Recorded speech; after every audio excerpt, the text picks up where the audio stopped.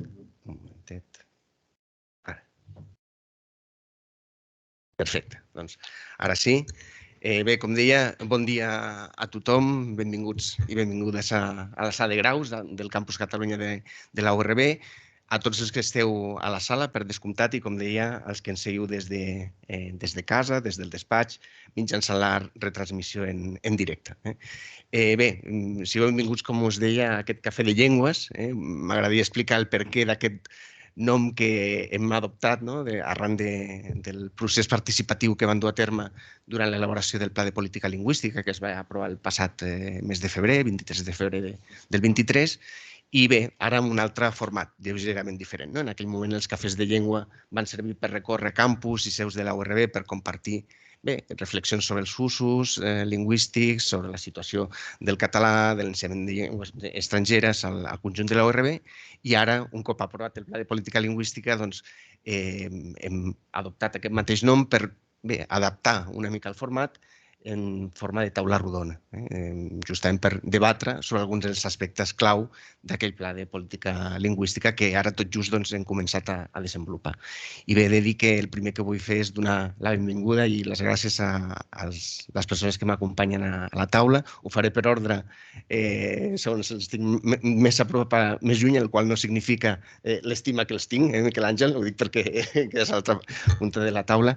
Tinc a la meva dreta la Marina Massaguer, és la responsable de Polítiques Lingüístiques del Departament de Recerca i Universitats i d'alguna manera la responsable del seguiment, de donar suport a les universitats en l'implementació del PEC, del Pla d'Enfortiment de la Llengua Catalana al Sistema Universitari de Recerca. La Yolanda Tortajada, companya de l'equip de direcció, vicerectora de Política Acadèmica i Qualitat, professora dels Estudis de Comunicació d'aquesta casa. El Rafa Castelló, que he conegut avui personalment, de la Universitat de València, és director de la Càtedra de Drets Lingüístics. Havia estat, Rafa, corregeix-me si no, director responsable del Servei Lingüístic de la Universitat de València, a banda de professor també de la Universitat de Sociologia, efectivament.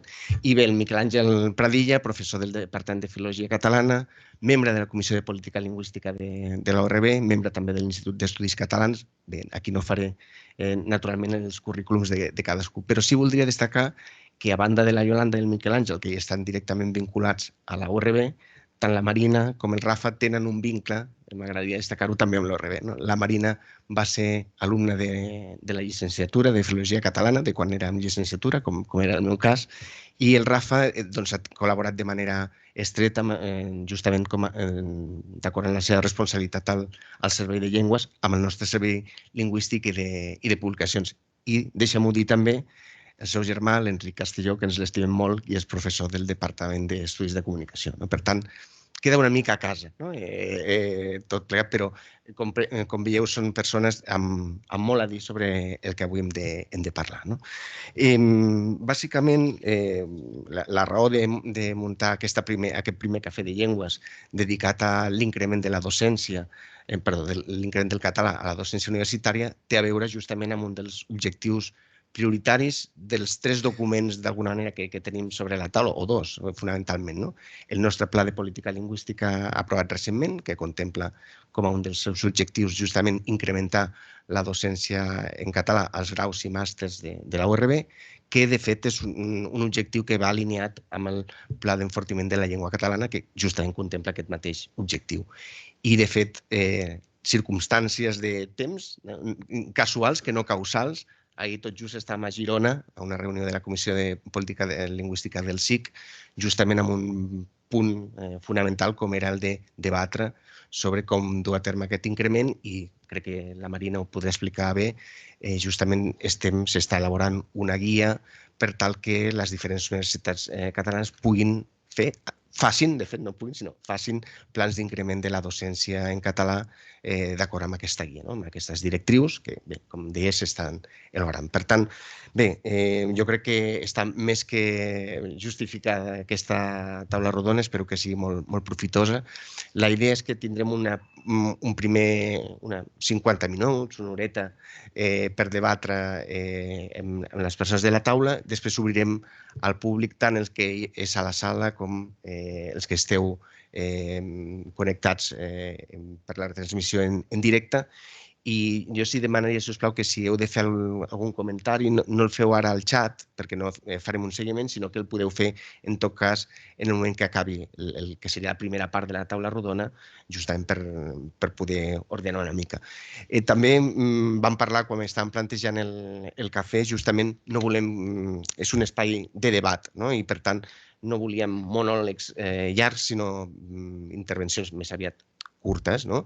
Perquè la idea és justament posar sobre la taula idees, perspectives complementàries. No? I bé, començant també en l'ordre, no serà exactament el que seguiré, però començaré amb la Marina, justament perquè penso que és qui ens pot parlar i posar en context una mica aquesta necessitat, no? de l'increment del català a la docència de grau i màster, explicar el per què, no? Per què és necessari dur a terme aquests plans d'increment i dibuixar les línies bàsiques de quin seria l'objectiu d'aquests plans en primera instància. Per tant, Marina, reitero les gràcies perquè hi siguis aquí i et cedeixo la paraula.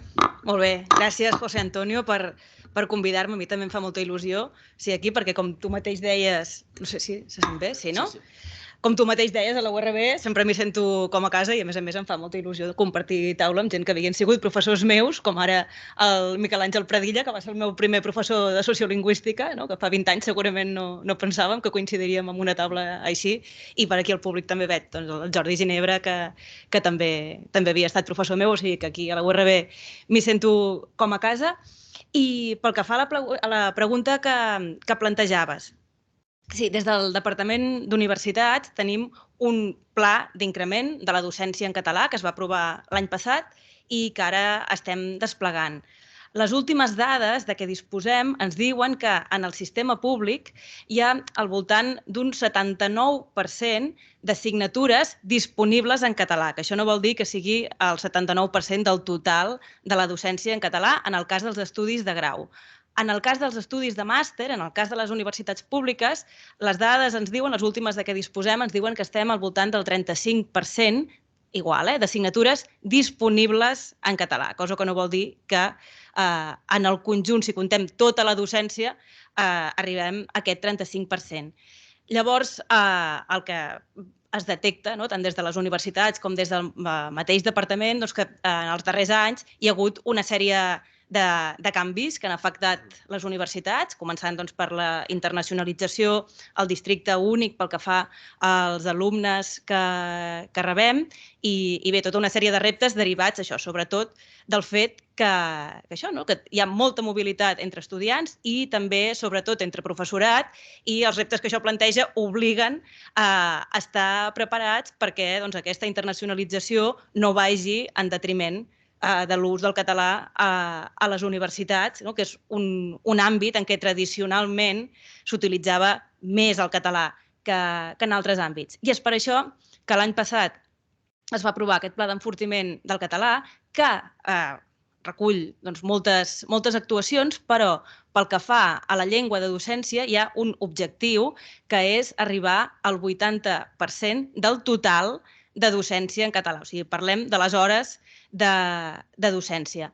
Aquest és un compromís al qual van arribar els rectors de les universitats públiques amb els estudiants, perquè els estudiants reclamaven, les associacions d'estudiants van reclamar aquest percentatge de docència en català i aquest compromís van arribar als rectors de les universitats públiques i, per tant, es va recollir en aquest pla.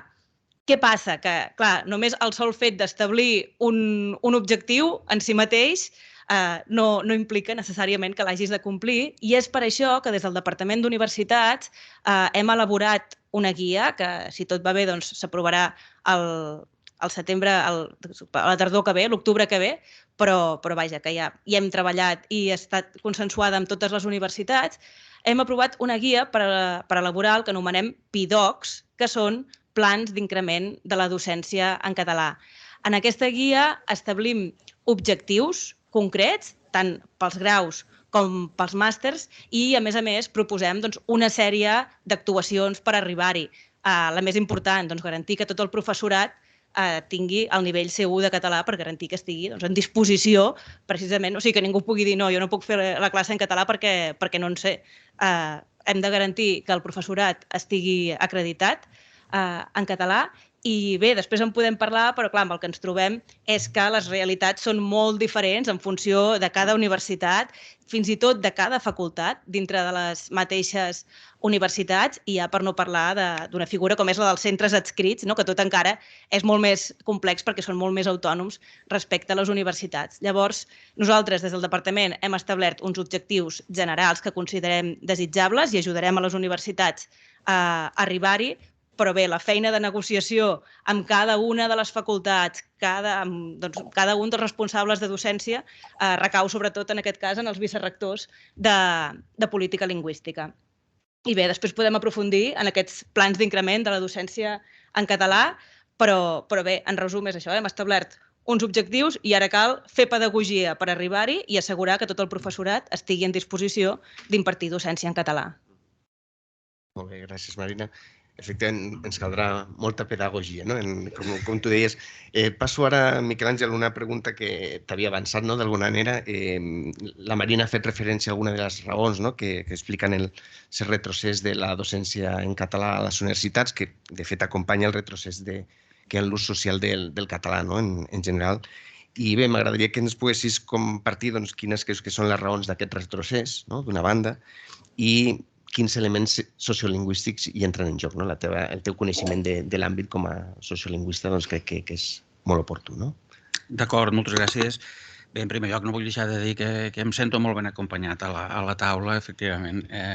És un luxe tenir a la Marina, exalumna, i vull reivindicar una certa part de responsabilitat del nostre departament en un moment determinat, que és quan l'arbre l'hem de fer pujar recte. Després l'arbre ha agafat moltes branques i la veritat és que avui la Marina és una veu important dins de la nostra sociolingüística. I vau posar l'adob, vosaltres, perquè l'arbre cresqués. Molt bé. I per descomptat, en Rafa Castelló, que tenim també molta relació des de fa força temps, de la preocupació comuna de la llengua al País Valencià, i la Iolanda, també hem treballat plegats. Bé, moltes gràcies per convidar-me a la taula rodona. Efectivament, jo podria fer una miqueta de context. I què és el que m'agradaria començar dient? Doncs bé, i una mica a propòsit de la intervenció de la Marina, i és que jo crec que iniciem una nova etapa, ara en aquests moments, on s'assumeix institucionalment, vull remarcar això, sense subterfugis, la condició de minorització de la llengua catalana, també a Catalunya. Això no és una broma.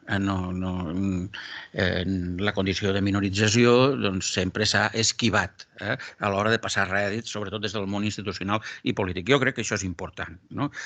I això per què ha passat? Hi ha hagut, òbviament, un canvi de mirada en relació amb la política i la planificació lingüística a partir d'unes dades. I aquestes dades, què ens diuen? Doncs ens diuen, bàsicament, que hi ha una molt sintètic tot, hi ha una crisi d'usos interpersonals molt important a tot el territori, també a tot l'àmbit lingüístic, vull dir, també a Catalunya, una pèrdua de pes del grup etnolingüístic catalanoparlant, motivada bàsicament per la incorporació de grans masses de població, especialment les migracions, el factor demogràfic, en definitiva, les migracions del tombant del mil·lenni, que d'alguna manera incideixen sobre unes migracions ja del tercer quart del segle XX que tampoc no s'han acabat d'incorporar absolutament a la llengua. Per tant, tot plegat tensiona, són causes que es retroalimenten, tensiona l'ús del català, que no té les condicions de confortabilitat que tenia, diguem-ne, en un ecosistema més ben definit, no tan diversificat com el que tenim ara. I encara hi ha una qüestió per a mi fonamental, i és que la globalització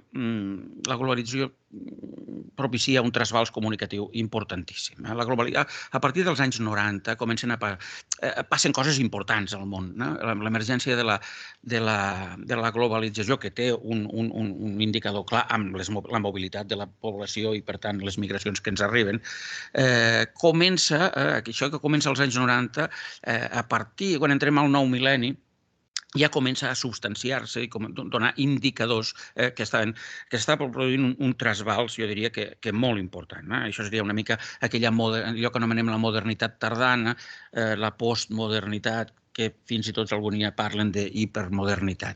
Bé, tot això està molt vinculat a l'esfera comunicativa, a com es veu actualment l'esfera comunicativa, és un element central a no perdre de vista. Coses que han passat. Bé, una qüestió de caràcter general és que hi ha una preeminència de la comunicació de gran abast, i això està al servei de dinàmiques comunicatives, de dinàmiques socioeconòmiques, sociopolítiques, culturals, que privilegien les llengües hegemòniques i, en contraposició, el que fa és generar problemes, les estressa especialment a les llengües minoritzades, el català entre elles. A més, emergeixen unes noves ecologies comunicatives, que són les ecologies digitals.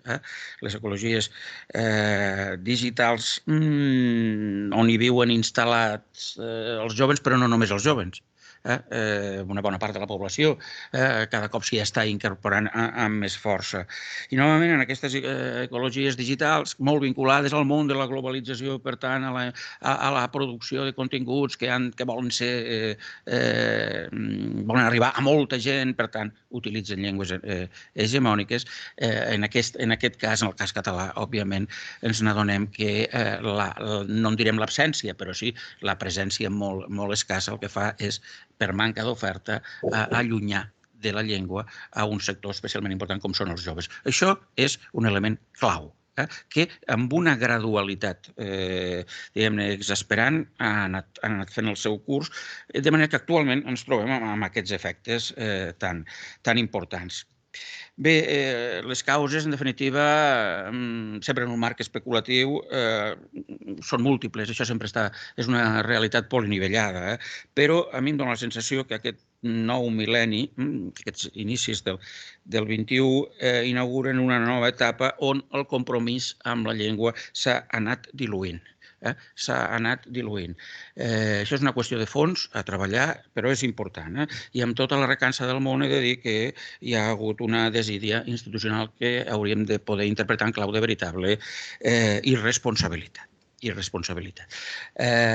Més enllà de factors canviants que hi ha hagut, però sí que amb indicadors clars també que estaven passant coses, la veritat és que hi ha hagut un relaxament, hi ha hagut una desídia, hi ha hagut una manca de treball sobre una qüestió que crec que és molt important. I hi ha, diguem-ne, només un apuntament en relació amb l'àmbit de la universitat, i ja reprenent una mica el que comentàveu i que debatrem aquí sense cap mena de dubte, estem parlant d'un àmbit on, diguem-ne, s'han posat damunt de la taula el factor de la internacionalització i el factor de l'economia d'una manera massa acrítica, sense pensar en les conseqüències que pot arribar a tenir això en un àmbit on la presència de la llengua és fonamental. Després parlarem, si de cas, què és el que considero jo que la universitat aporta a la llengua. Molt bé, Miquel Àngel. Lligant una mica el que acabes de comentar, també i baixant potser a la URB, a la URB i en general una situació que es pot traslladar a altres universitats, el que està clar és que aquesta manca, diguem, de control d'alguna manera que deies i de responsabilitat, no, Miquel Àngel, el fet que tots som conscients que les memòries de titulacions o les assignatures s'informen, no? En les memòries de titulacions figura un percentatge de llengües, del pes que pot tenir una llengua o una altra. D'altra banda, les assignatures, figura en principi la llengua en què s'imparteix, però sovint, i això és una qüestió que em puc comentar aquests dies i en altres ocasions, no sempre som conscients que mitjançant els canals de queixes lingüístiques, la realitat, copsant una mica el que passa a les aules, sabem que això no sempre és així i que, per tant, aquests percentatges no sempre es controlen el conjunt de la titulació o la llengua d'impartició i tracten de posar instruments. I en aquest cas, Yolanda, sí que volia traslladar una mica quines actuacions s'estan duent a terme en el si de la URB justament per tractar de tenir indicadors més fiables i per poder actuar de manera més activa i justament en la línia que comentàvem, els plans d'increment hem de partir de dades més fiables i realistes de quina és la situació real a les aules. Per tant, potser ens pots fer 5 cèntims sobre això. Molt bé, gràcies, José Antonio, per l'entrada. Jo també, per mi, un plaer compartir aquesta taula rodona i sobretot aquest espai que està creixent de diàleg i de reflexió en aquest paraigua tan bonic del Cafè de Llengües. I dir també que comparteixo amb aquesta reflexió que feia el Miquel Àngel, perquè quan ens trobem en situacions en les quals hi ha relacions de poder, hi ha discriminacions o minoritzacions, nosaltres sabem que si no fem alguna cosa l'únic que passa és que retrocedim. I per tant, en aquest sentit, també és important no tenir la sensació que ja està tot fet o que ja està tot guanyat, sinó sempre estar una miqueta, no sé si dir alerta, però en tot cas molt a sobre d'aquestes qüestions. I després la Marina ens ha explicat, i segurament ja coneixíeu, aquest compromís, que és un compromís institucional, i en això també estic d'acord amb el que deia el Miquel Àngel, és a dir, que després les institucions han de fer també de motor per donar aquestes garanties i que és important que hi hagi aquest compromís i després que el compromís es vagi aterrant en actuacions en forma de guia i en forma d'altres qüestions, perquè al final també la universitat està en un espai social i per tant el que passa a la societat afecta la universitat, el que passa en altres administracions també repercuteix en la universitat i nosaltres penso que el que ens hem de plantejar és no només rebre això com part de la nostra força, sinó també contribuir a que les coses es transformin, millorin i caminin cap allà on volem que caminin. I perdoneu així una mica aquest preàmbul perquè el que ara diré ja no és tan bonic. Bàsicament, les xifres per ara apunten a que la URB està en una bona situació. De fet, d'acord amb l'informe de política lingüística de 2019, la URB no arriba al 80%, però sí que estaria en un 73,6% d'assignatures de grau i màster que s'imparteixen en català i també apareixeria com la universitat pública que té un percentatge més elevat. Després, fins i tot, en altres informes i en altres documents, com el Marc Sociolingüístic Igualitari per la Llengua Catalana, doncs també tenim xifres per sobre del 80% i això ens ha d'alegrar, ens ha de posar també en alerta i després el que ara plantejava el José Antonio en la seva pregunta, que aquestes discrepàncies entre xifres també ens han de fer pensar si no necessitem afinar els indicadors. I això us he de dir que és una qüestió que no només afecta el tema de les llengües, sinó que en general en la universitat i sobretot en l'espai que jo estic, que és l'espai de gestió acadèmica i de qualitat, quan nosaltres hem de preparar totes les memòries, doncs ja veiem que de vegades depèn de l'aplicatiu, de com s'hagi recollit aquesta dada, on estigui, o fins i tot com el propi aplicatiu l'estigui processant, l'estigui elaborant, doncs que ens trobem una miqueta amb aquestes dificultats. Aleshores, això és una cosa a millorar, estem en això, ja tenim un grup de treball per treballar tota la qüestió d'indicadors a nivell més global i després, mentre això arriba, doncs també s'han de fer coses. I en aquest sentit, això és una feina col·lectiva, perquè ara jo vinc a explicar, però segurament tampoc soc la persona de la URB que més feina ha fet en això, som un equip, però tant des del comissionat com les diferents comissions, com el servei lingüístic, doncs s'ha fet molta feina i ara el que s'ha implementat és una petita eina que es vol consolidar, que es diu iLlengua i que ens ha de permetre que hi hagi com una doble resposta respecte a quin és l'ús d'impartició que es fa a les assignatures. Perquè ara aquestes xifres que us donava abans i també moltes de les coses que sabem nosaltres aquí a la universitat les sabem a través de les guies docents.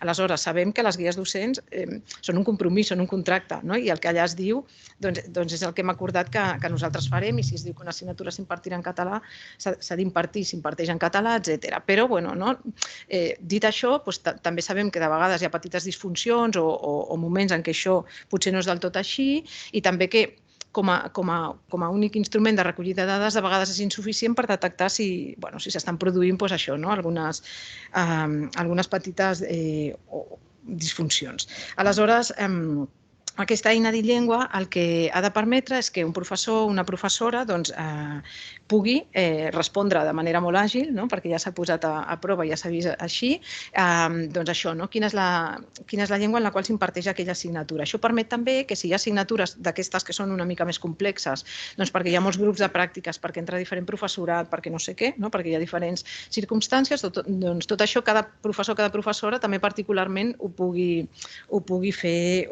notar. I de moment és aquesta eina que ens hem dotat per poder ajustar aquests indicadors mentre arriba el moment que aconseguim afinar les eines i tenir algunes de més potents. De moment ho deixaria aquí i després vaig explicar altres coses. Però és online, o sea que si no és mucho rato, ningún problema. Perdoneu, hi ha algú que està connectat? Sí, no, ningún problema. A la retransmissió en directe que té el micro obert. No sé si... Sí, espera. Ja està, gràcies. Ja han silenciat.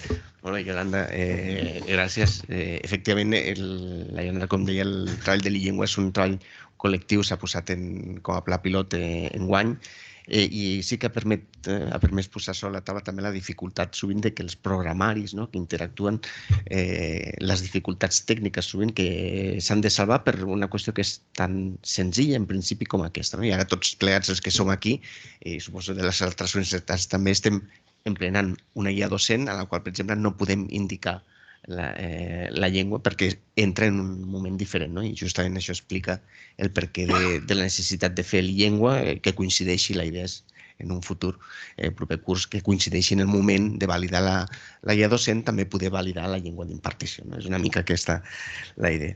Gràcies, Yolanda. Passaré la paraula al Rafa, que potser una de les coses que no he dit abans quan l'he presentat és que va ser el responsable del pla d'increment del valencià a la docència, una experiència d'èxit de la qual jo crec que en podem aprendre molt, justament ara que estem parlant de plans d'increment de la docència. Per tant, Rafa, no sé, crec que podries compartir amb nosaltres com es va gestar.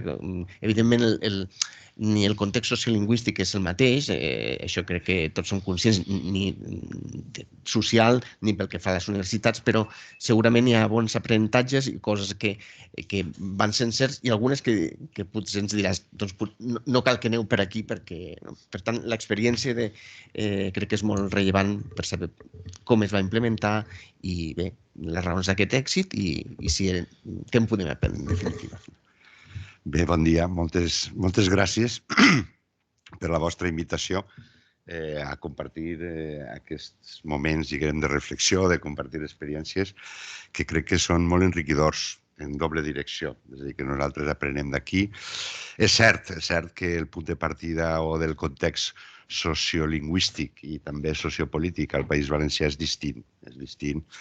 I, de fet, diguem, això justificaria el que en alguns contextos apareguen, com el de la Universitat de València, diguem, èxits relatius rellevants. O sigui, el punt de partida és baix.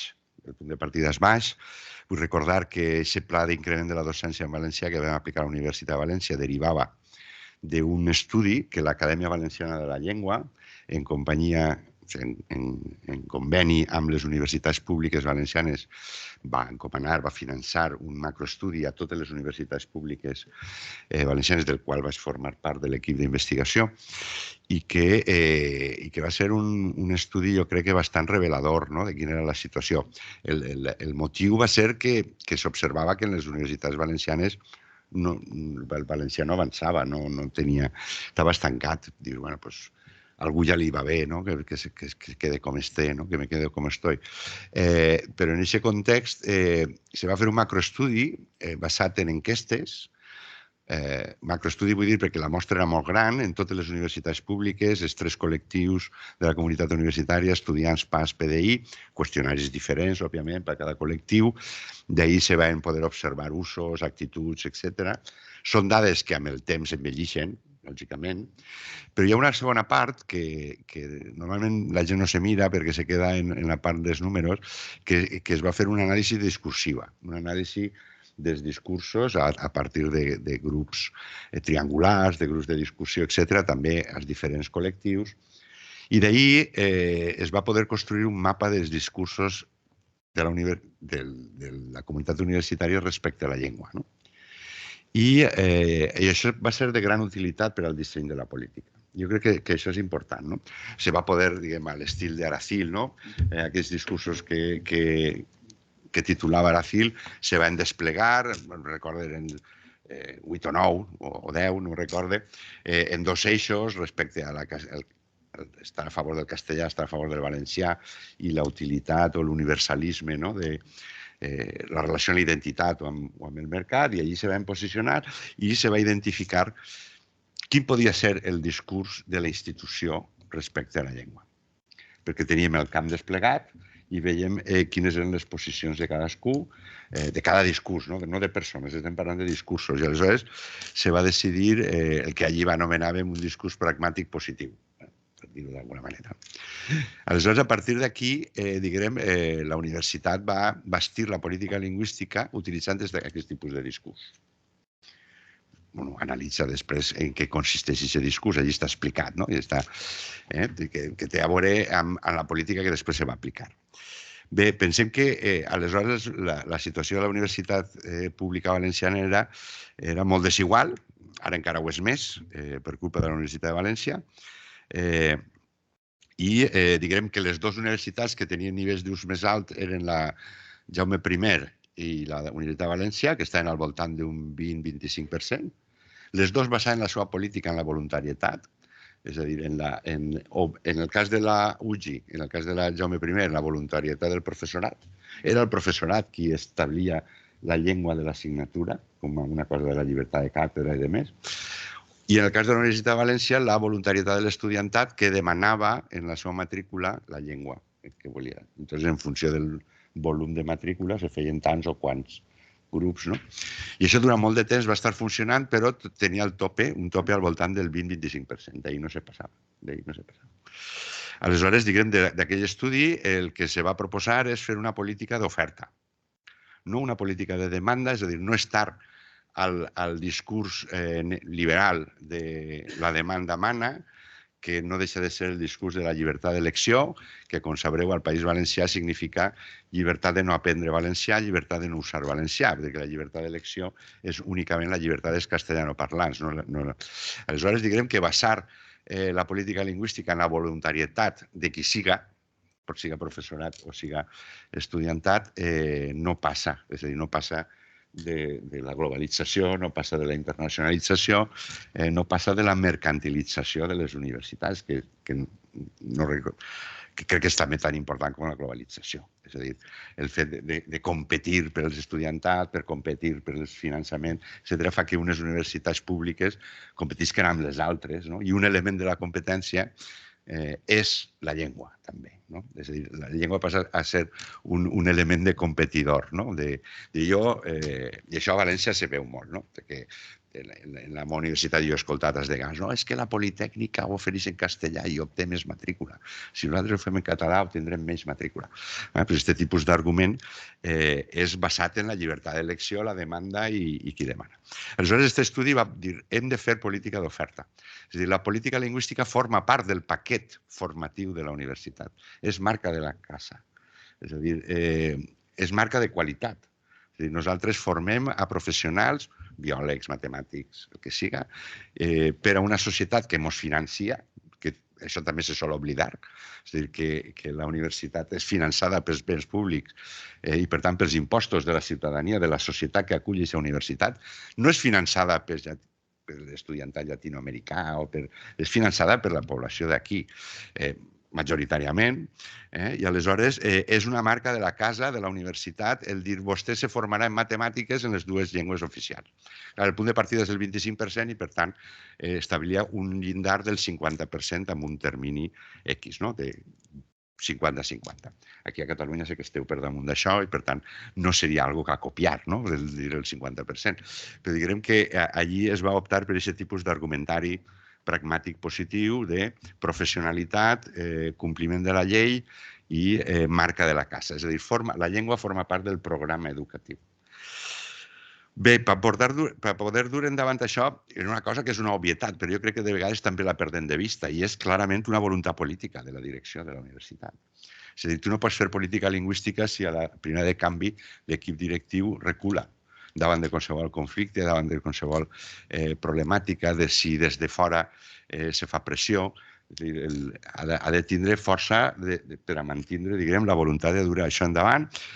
En el nostre cas, un vicerrectorat específic, titulat amb Estudis i Política Lingüística, la política lingüística vinculada a la principal activitat de la universitat, no a cultura, sinó a estudis, i depenent de la mateixa vicerrectora, i algunes vegades fan falta determinades persones concretes amb noms i cognoms. Vull dir que de vegades que fora Isabel Vázquez, la vicerrectora, ha tingut molt que veure.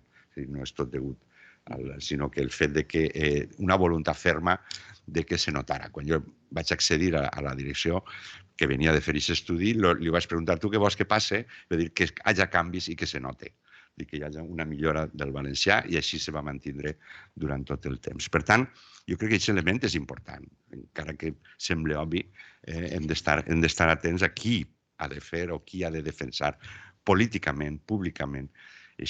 Òbviament, el rector, el rectorat, la rectora ha de donar suport a aquesta política. Ja ho heu comentat, planificació, objectius mesurables, observables, és a dir, que se pugui fer un seguiment i un calendari de consecució d'aquests objectius. I un seguiment anual. Hem fet això durant aquests 10-12, això va començar l'any 12, i l'objectiu era arribar al 50% en 10 anys, al 22, i quan vaig acabar jo vaig complir l'objectiu i em vaig retirar. Però cada any se feia un informe, cada any a any, se feia un informe de quins eren els nivells de compliment d'aquesta política lingüística, amb el calendari. I, per tant, també són importants els serveis tècnics, perquè, clar, aquest seguiment no el faig jo, no el fa la vicerrectora. Aquest seguiment el fan les persones que formen part dels serveis de llengües o com siga que se diguen els serveis tècnics. Hem de tindre recursos de personal, recursos materials, per a poder fer aquest seguiment. Hi ha un detall que la primera volta que vaig estar en aquesta sala era una jornada, crec recordar, de la xarxa Vives, i ho vaig comentar, va sorprendre. Jo pensava que s'ha fet així en totes les universitats, però l'oferta de curs acadèmic en la Universitat de València l'aprova el Consell de Govern. I no l'aproven els centres, l'aprova el Consell de Govern i la decideix el Consell de Govern. I, per tant, cada any el Consell de Govern ha estat fixant, i continua fixant ara al 50%, quina oferta han de tindre cada titulació. I quieras o no quieras, valientes de ser. Vull dir que has de fer aquesta oferta. Has de fer aquesta oferta en termes d'hores, una oferta d'hores lectives, i bé, és cert que no tots han complit, és cert que hi ha hagut incompliments, és cert que continuen havent-los, i és cert que hi ha centres que avancen més, alguns arriben al 60% en la seva oferta de titulacions a la Universitat de València, i n'hi ha altres que es queden en el 40, 35-40. Entonces hem estat jugant en la fermesa per un costat i la flexibilitat i l'adaptació en segons els centres, en segons quins centres, no per deixar-los passar, sinó, diguem, aplicant, criteris, d'ajuda.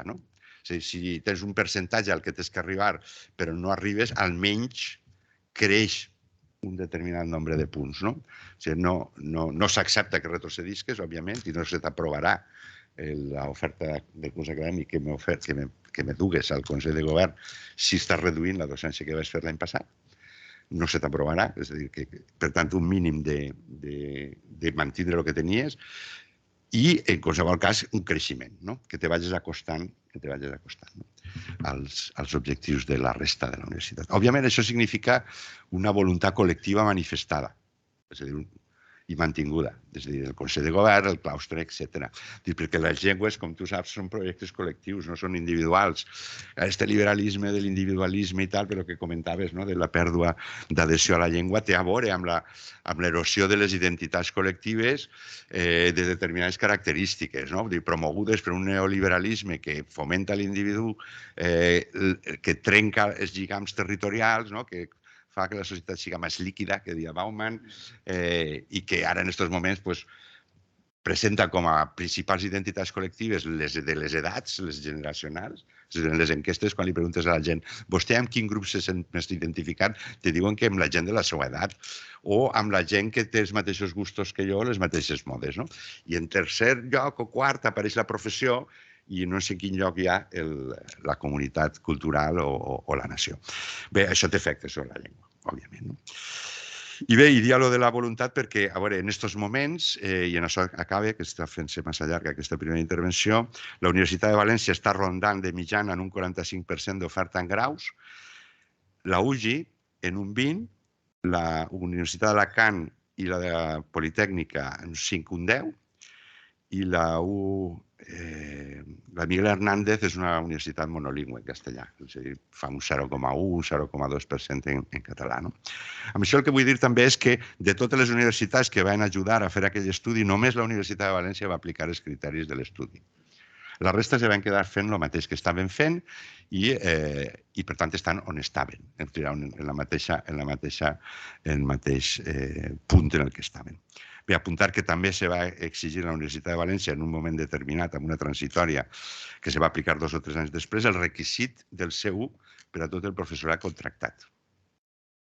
No a posteriori tens 2 anys o tens 1 any, no. O sigui, per presentar-te a la plaça, per la documentació que adjuntes en companyia del teu títol de professor, la teva acreditació del que siga, has d'aportar un C1 acreditat per als contractats indefinits, no per als funcionaris. Perquè la llei al País Valencià no és per, segons m'han dit sempre els assessors lingüístics legals, no se'ns permet exigir a habilitats nacionals el requisit lingüístic. I com que el PDI som d'àmbit espanyol al País Valencià, doncs... Però, clar, era un mal menor en el sentit que si un és contractat doctor, que és la figura, diguem, de contracte indefinit allà, i després se promociona titular i després se promociona catedràtic, clar, és que van arribant, si estan acreditats ja quan són contractats doctors, quan siguin titulars ja ho estaran i quan siguin catedràtics també ho estaran. Per tant, diguem, com a porta d'entrada per a gent que diu que vol viure al País Valencià, que vol treballar en la Universitat de València. O sigui, no és un ajudant doctor, on no se'ls demana necessàriament, se'ls pot demanar però no necessàriament, que dius, bueno, vinc així 3, 4, 5 anys i potser després me'n vaig. No, és una persona que diu que vol un contracte indefinit i, per tant, que se comprometa amb la Universitat de València per un llarg termini. I no pots accedir si no tens un C1. Bé, jo, si voleu, ho deixo aquí. Bé, Rafa, jo crec que molts aprenentatges. Cedeixo la paraula a la Marina, que m'ho demanava. Marina. Sí, jo voldria enllaçar amb una sèrie de coses que ha dit el Rafael, perquè jo també volia treure la qüestió de la mercantilització. 2 coses, de fet. Clar, quan parlem d'internacionalització, pensem una cosa, que aquí la internacionalització mira sobretot a Llatinoamèrica. D'acord? Que això, o sigui, hem de partir d'aquesta base, això mateix, que, clar, a vegades quan parlem d'internacionalització dius, llavors hauria d'incrementar moltíssim l'anglès. Sí que incrementa, però és que passa que en el nostre cas la internacionalització implica que incrementi molt més el castellà, perquè mirem cap a Llatinoamèrica i això enllaça plenament amb tot el que comentaves de la mercantilització, tant des d'un punt de vista estrictament de la mobilitat d'estudiants i professors, però també, i això és importantíssim, des d'un punt de vista ideològic, que tu també hi has fet referència, aquestes ideologies neoliberals, d'una suposada llibertat de tria lingüística, que resulta que, ves per on, la teva llibertat de tria lingüística xoca amb els drets lingüístics dels catalanoparlants que estudien aquí, que com tu mateix també, Rafa, comentaves, que clar, els pares d'aquests estudiants catalanoparlants són els que financen amb els seus impostos les universitats. Això per una banda, i després també aquests discursos de cosmopolitisme, diguéssim, d'unes ideologies que parteixen d'una idea d'una suposada diversitat, però que és una diversitat que en realitat és molt pintoresca i que no té en compte les jerarquies entre unes llengües i unes cultures i les altres. I això té encara una altra conseqüència, que és que una part, i això m'hi trobo jo parlant amb universitats, sobretot afecta les universitats privades, però les públiques també, i cada vegada més, i en estudis de màster, el que passa és que bona part, de fet, dels estudiants que venen de Llatinoamèrica, ells venen aquí amb la idea que ells són clients de les universitats i que, per tant, com a clients, com que ells paguen una matrícula, que en el cas de les privades, com sabeu, no és barata, però en el cas de les públiques moltes vegades tampoc, ells el que diuen és no, jo tinc uns drets com a client i això implica que jo pugui donar per descomptat que rebo la docència en català, perquè de fet he vingut aquí i no a una universitat de França o d'Anglaterra, perquè aquí és en castellà, perquè suposen que aquí la universitat és en castellà. Llavors, això representa un repte enorme i, a més, en els pròxims anys això anirà en increment, perquè és això, que quan es pensa en un mercat, com a conseqüència de la mercantilització, aquest mercat és Llatinoamèrica. Llavors, jo crec que la manera d'afrontar-ho de les universitats catalanes, el que passa és que aquí ara faré uns apunts, però jo crec que hi hem de pensar tots plegats molt més, tant des del Departament d'Universitats com des de les universitats del sistema, hi ha 3 claus per acollir aquests estudiants que són fonamentalment castellanoparlants. En primer lloc, informació sobre quina és la situació i la gestió de les llengües a les universitats catalanes i, a més d'informació, formació, exactament pel que comentava el Rafa, perquè aquí arriben amb ideologies molt vinculades tant a l'estat-nació, és a dir, jo vaig estudiar a Espanya des del seu punt de vista, vaig estudiar a Espanya perquè a Espanya s'hi parla castellà i així no he d'invertir temps i esforç per aprendre una altra llengua, i amb aquestes ideologies que us deia abans, com de globalització, de cosmopolitisme, i també m'ha semblat molt interessant el que comentaves, que sembla que en aquestes ideologies neoliberals la identitat nacional cada vegada hi té menys pes, i tenen molt més pes, el que tu comentaves, l'edat i fins i tot les afinitats. Tu t'imagines com a membre d'una societat global i actues com a tal. Per tant, cal formació, informació sobre la situació sociolingüística a Catalunya i a les universitats i formació per, com a mínim, qüestionar i posar en dubte aquestes assumpcions i aquestes ideologies. Després ens calen, un cop ja s'han plantejat una sèrie s'han en principi superat una sèrie de prejudicis, ens calen recursos, és a dir, cursos de català que s'organitzen des de totes les universitats i també des de la URB i que en part financem des del departament, però després passa una cosa molt important que també enllaça amb el que deia el Rafa, que és que, clar, és a dir, si aquestes persones que venen aquí tenen la idea de quedar-se a Catalunya, clar, el nostre sistema universitari hauria de ser capaç de formar els seus futurs professionals. És a dir, quan algú acaba un postgrau en fisioteràpia o en medicina, infermeria, hauria de ser capaç, si és que es vol quedar en el sistema de salut català, d'atendre aquests pacients en català. I en això també hi treballarem des del departament. Però bé, senzillament apuntar això, o sigui que no és tan sols que financem aquests estudiants amb els nostres impostos, sinó que, a més, si tenen la intenció de quedar-se aquí, hauríem de ser capaços, com a país, de formar els nostres propis futurs professionals. I en això hi ha té un paper clau el que passa fora de la universitat, és a dir, el que se'ls reclama des dels centres de salut, des de si es dediquen a l'educació, des de les escoles, instituts, etc. Per tant, com deia el Miquel Àngel Pradilla, va molt lligat el que passa a la universitat amb el que passa fora. Gràcies, Marina. Jo crec que enllaça tot el que estàs comentant, especialment, jo diria, amb els màsters. Estava pensant perquè en el moment de plantejar els plans d'increment de la docència a graus i màsters, jo crec que diria, i estan també a l'altre costat de la pantalla persones de la Comissió de Política Lingüística del SIC, crec que hi ha prou consens pel que fa als objectius assolibles a nivell de grau. El 80% es veu com a assolible, tot i que, doncs, clar, sempre hi ha petites diferències. Apuntava abans el Rafa la voluntat política d'una banda, la fermesa i adaptació, fermesa per anar a buscar aquests percentatges, però després l'adaptació necessària perquè la realitat no és uniforme ni entre universitats ni fins i tot dins una mateixa universitat un mateix estudi pot estar en situació diferent en funció del campus. Penso ara, per exemple, el cas de la URB, que és una universitat molt territorialitzada i amb realitats diverses. Però bé, pel que fa als graus, sembla que aquest compromís del 80% és assolible en aquest sentit. En canvi, a màsters sí que parlem d'aquest equilibri raonable, que és el que queda reflectit al PEC, però és difícilment concretable. Sabem d'una banda que tenim hi ha màsters exclusivament en anglès, en castellà. Bé, ahir vam parlar una mica d'això i on està una mica més complicat és quan és multilingüe, perquè en certa manera el que s'observa és que hi ha una tendència a aquests màsters que neixen multilingües per necessitats també de mantenir l'oferta, aquí entrarien moltes qüestions, poden tendir cap a un ús d'una llengua que no sigui el català. Pot ser en un cas el castellà, pot ser en d'altres el francès, perdó, l'anglès. Per tant, la qüestió seria aquest equilibri raonable, en què pot consistir i com el fem compatible, més enllà dels percentatges. No sé què en penseu, Marina, Miquel Àngel, Yolanda.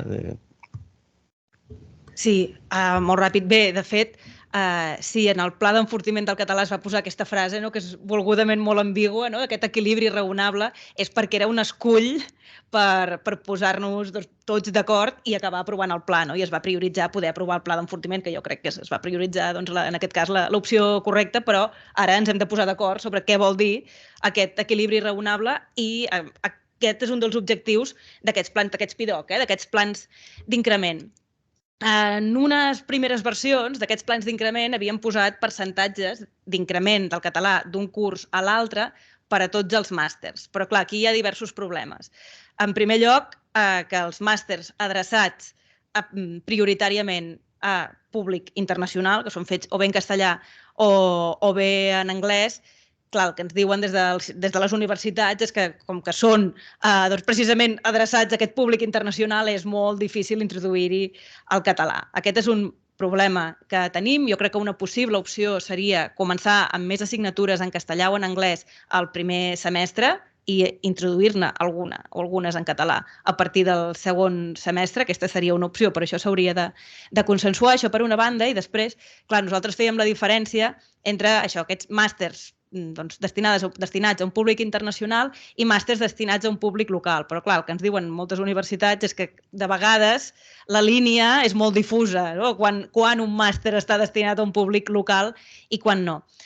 En qualsevol cas, els que nosaltres o els que les universitats no considerin, o sigui, considerin a grans trets que estan destinats a un públic local, sí que hem establert uns percentatges d'increment que són aproximadament del 5% cada any, però últimament, en una reunió de la Comissió de Política Lingüística, que tu, José Antonio, hi eres, i també crec que el Jordi Mates, que abans l'he vist per aquí, també hi era, dèiem que potser una bona estratègia seria prioritzar el fet de garantir que hi ha una bona oferta de màsters en català. O sigui, potser no posar tant d'èmfasi en el percentatge de català amb tots els màsters, sinó posar l'èmfasi en el fet que hi hagi màsters majoritàriament en català.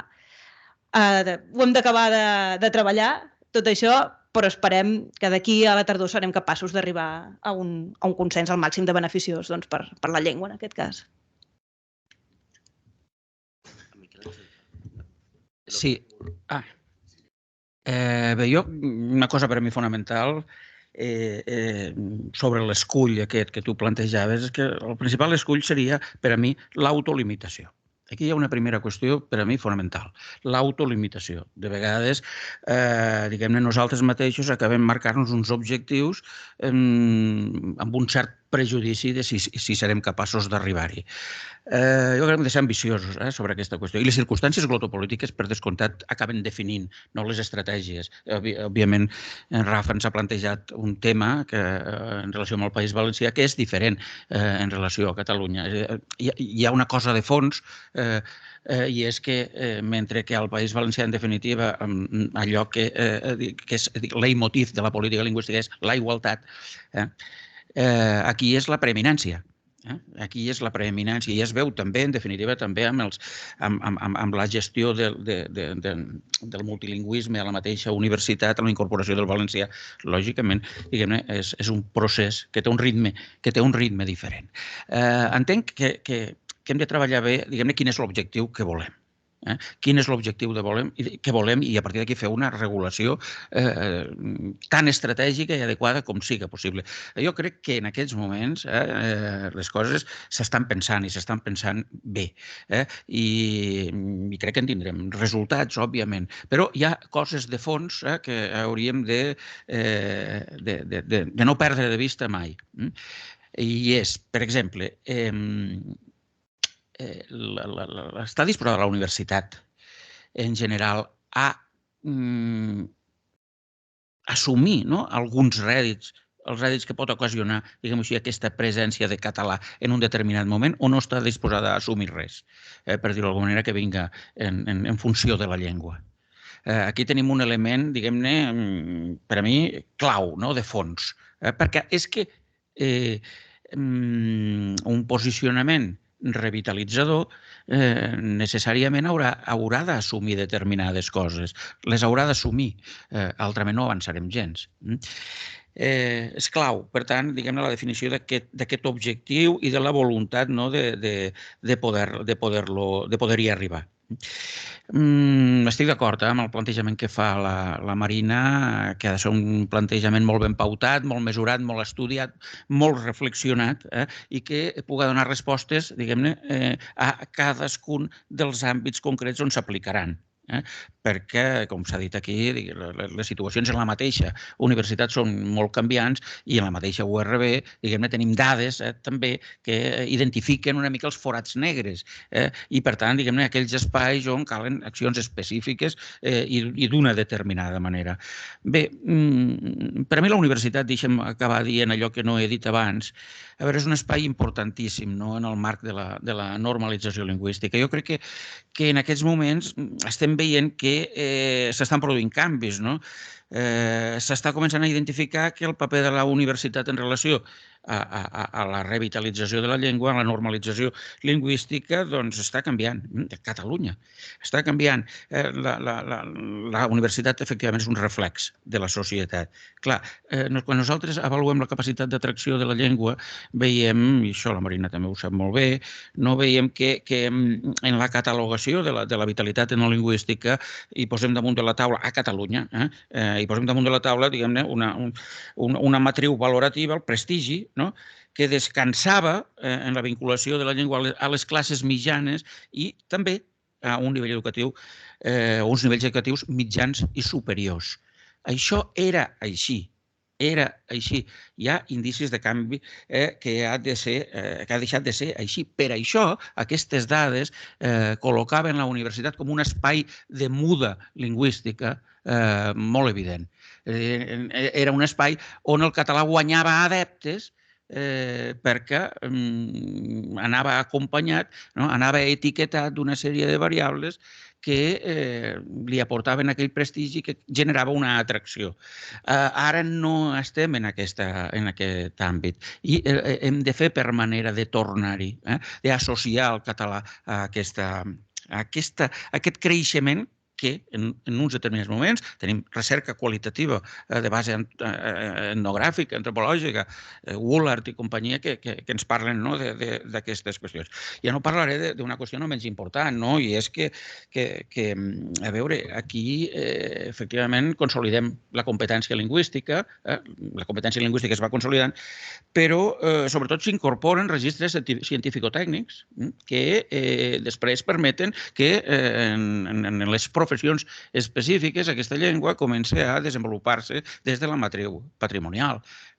I això passa perquè, efectivament, el català hi tingui una presència potent. És a dir, era una miqueta aquest segon apartat de la meva intervenció, posar una mica en valor el paper de la universitat en la normalització lingüística. És important, és important. Bé, jo el que volia dir és que ara estem pensant com en aquesta clau de grau i de màster, però l'escenari ja és diferent, perquè ara vindran nous reptes, com tot el repte de les microcredencials, que això és una cosa que ja està aquí, que si la primera nota de premsa que ha fet el ministre es concreta de la manera que s'ha dit, és probable que nosaltres com a universitat estiguem posant 300 cursos en marxa durant 3 anys i que això és un altre espai de feina que pot ser també com molt interessant, precisament per la seva flexibilitat i per la seva vinculació al territori, a la societat, a la part també més d'empresa. I altres qüestions com les mencions duals, que ara també els nostres graus sempre els pensem en clau de tancats a dins de la universitat i això ja no és així. Ja hi ha 3 titulacions a la URB i començaran altres, a que part de la formació d'aquest alumnat es farà a les empreses. Ja s'ha previst aquesta formació pels tutors, tutores de les empreses, però aquesta també és una qüestió a tenir en compte. I això ho dic també en un sentit perquè, a veure, jo crec que el tema dels màsters és un tema que ja estem veient, que és una qüestió complicada. Ara mateix la Universitat Rovira i Virgili, i entenc que moltes altres universitats, també estem mirant cap a Europa. S'està buscant finançament a Europa per programes de màster. De fet, 2 dels pròxims màsters que s'activen ja, un ja existeix i ara es fa en versió encara més internacional i un altre vindrà nou, si tot va bé, però que estan finançats per una entitat que es diu ITI, en un dels casos, i per Erasmus Mundus en un altre, i ens porta això, a que nosaltres també busquem aquests recursos i caminem cap aquí. No podem oblidar que tenim una pressió molt gran pels números. És a dir, que jo em sembla bé, vull dir, i de fet penso que un camí és incrementar l'oferta de màsters en català, però tothom sabem que si aquests màsters després, o hi ha un acord molt fort a que, com que és una política que volem fer, no mirarem la matrícula o no mirarem altres coses, o bé molt complicat que això després es pugui articular. Després també sempre una cosa que nosaltres ens trobem a les universitats públiques i que creiem que ens posa en una posició d'inferioritat, que aquí ho fem molt bé, però vull dir que més complicada respecte a les privades és també la poca flexibilitat que tenim sovint, que qualsevol canvi en un programa, però no ho dic com cap cosa, és només que és el nostre, és el que fem habitualment. Qualsevol modificació tal requereix d'uns anys perquè es pugui implementar i això ens resta una certa agilitat. I després que clar, que els màsters, a veure, s'ha tendit a que ja no hi hagi màsters de 120 crèdits o de 90 crèdits, s'ha demanat que els màsters siguin de 60 crèdits, la majoria d'ofertes s'ajusta a aquesta fòrmula i al final 60 crèdits és un any, vull dir que de vegades aquests màsters també tenen pràctiques i altres circumstàncies. Aleshores, jo crec que al final el meu missatge és positiu, encara que no ho sembli, i és veiem tots aquests espais que s'estan obrint a la universitat i busquem també on podem fer aquestes ofertes que voldríem activar. Sí, jo volia apuntar un parell de qüestions. Respecte als màsters, l'experiència a la Universitat de València, la de València, no en la universitat en general, aplicant el pla d'increment de la docència, en els màsters és d'un absolut fracàs. En els màsters en la Universitat de València no hem avançat ni un bri. I ho hem intentat, ho hem intentat. Però aquí ens trobem en el que ja s'ha comentat diverses vegades, la internacionalització, la mercantilització, més llatinoamericans en els màsters. I clar, té a veure amb els sistemes de finançament i els sistemes d'organització, com s'integren els màsters en les estructures de decisió de les universitats. Jo no sé què passa a Catalunya, però allí són quasi com ens autònoms. Depenen d'un centre, d'una facultat, etc., però com que les CCAs, que anomenem allí dels màsters, són bastant autònomes. Entonces, clar, el sistema pel qual s'aproven o se rebutgen o s'activen o es desactiven els màsters jo crec que són elements que cal valorar, no? I que cal estudiar. Perquè al final els llatinoamericans no són majoria, perquè jo he consultat i els he mostrat als directors de màsters les matrícules i són 10-15%, però és el 10-15% que fa viable el màster. No sé si m'explique. És que fa viable econòmicament el màster. Entonces, sent minoria... Disculpa, Rafa, només i cap on es vol ampliar. És que jo crec que el problema no és tant de present com de futur. I aleshores, sent minoria, doncs castellanitzen un màster que potser no caldria que ho fora. I per tant, diguem, les universitats poden veure quins són els reglaments de viabilitat dels màsters per a facilitar una cosa o no, òbviament per damunt dels arguments que s'han donat de mercantilització, etc. L'actual director em va comentar l'altre dia de política lingüística de la Universitat de València que havia revisat les revistes indexades de tot el món i que havia detectat 3.000 revistes en Q1 en el món, de les quals 60 estaven en castellà, 3.000, de 3.060, i quasi la majoria eren de medicina, dice Q1. La qual cosa, allò de que en espanyol vas a tot el món és mentira. És a dir, vas a on vas a Latinoamèrica i vas a la resta d'Espanya. Perquè el nou director diu, els màsters, per què no s'enfoquem a Europa? Per què tenim que buscar públic llatinoamericà? Busquem en Alemanya, busquem en França, no sé, busquem altre tipus de públic. Però això és complicat.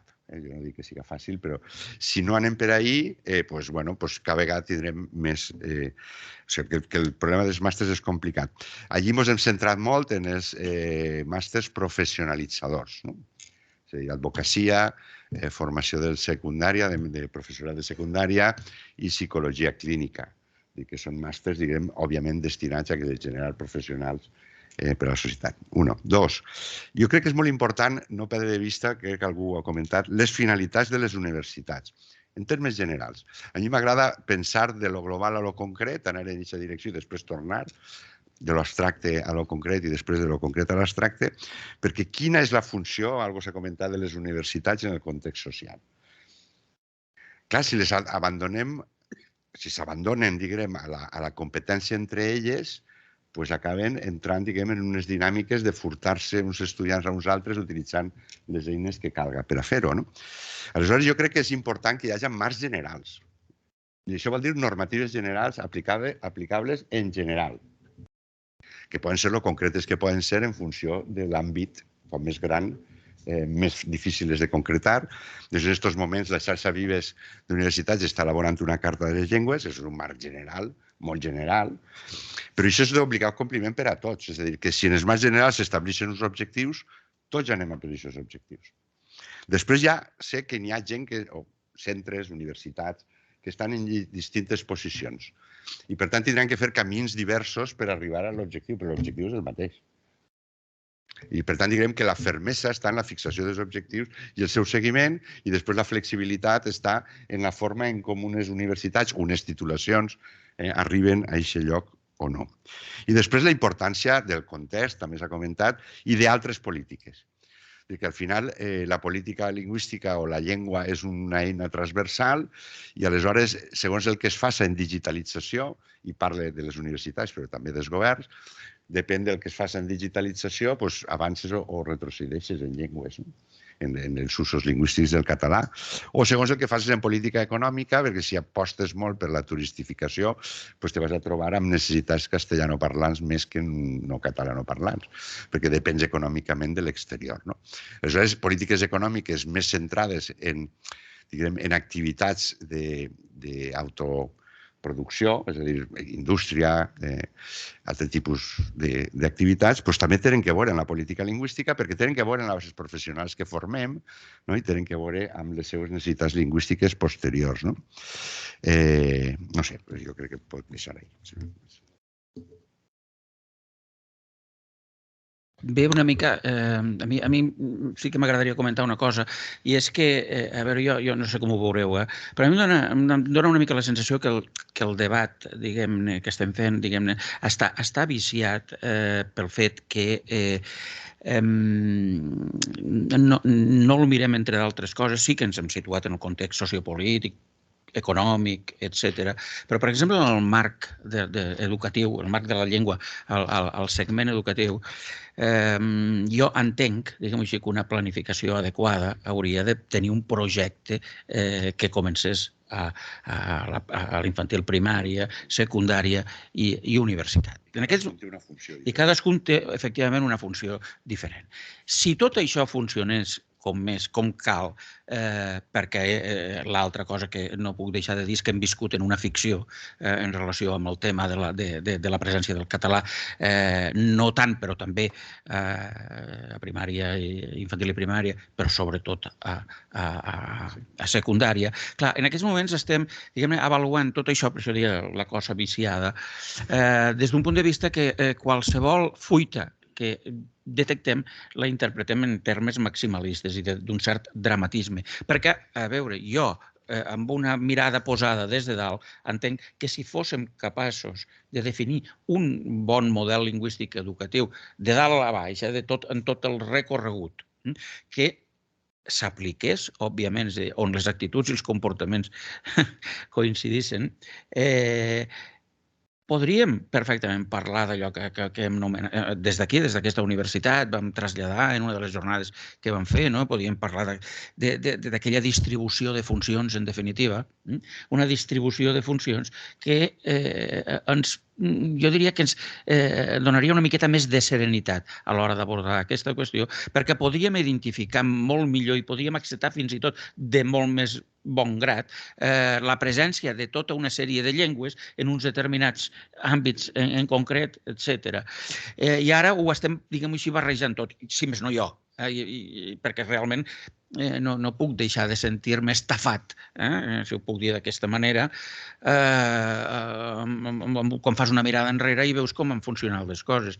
Si tot això realment hi hagués un projecte seriós, potent, que jo ja estic predicant moltíssim la necessitat, des del meu punt de vista, de fer tàbula rasa i entrar en una nova dinàmica, en un nou model lingüístic educatiu que s'adapti realment amb didàctiques d'avantguarda a les noves necessitats que té la llengua en un entorn multilingüe, on, i aquí parlaríem a la valenciana manera, diguem-ne, una llengua, diguem-ne, l'objectiu fos aquest autocentrament de la llengua, no? Clar, si tot això funcionés alineat, ens podríem plantejar, deixeu-me dir-ho també, aquesta negociació d'espais en funció de les demandes que tindrem.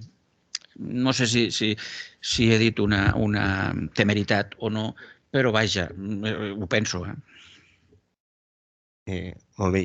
Com que teníem previst també la participació del públic assistent tant a la sala com a distància, sí que voldria fer un apunt en relació amb el que ara presentava el Miquel Àngel, de la necessitat de treballar el que seria, en certa manera, la consciència lingüística. És a dir, estem parlant molt de la necessitat de planificar, de fixar objectius, de compromís amb aquests objectius de les universitats, però segurament, i això sabeu més els sociolingüistes que jo, però hi ha una política lingüística de dalt a baix, però després és necessari que també pugi des de la base, i això passa per treballar la consciència lingüística, les actituds favorables a l'ús del català. Com ho podem fer, això? I parlo d'estudiants, però parlo de professorat i al cap i a la fi parlo de totes les instàncies de la universitat. És necessari que aquesta planificació que ve des de dalt sigui entesa, compartida i enllaço amb una de les primeres paraules que ha sortit, amb pedagogia, per fer entendre que això és necessari per a la universitat i perquè està al servei del país. Per tant, com ho fem, això? I amb aquesta pregunta, si pot ser breu, passaríem després, la resposta vull dir, passaríem el torn de paraules al públic de la sala i que ens escolta.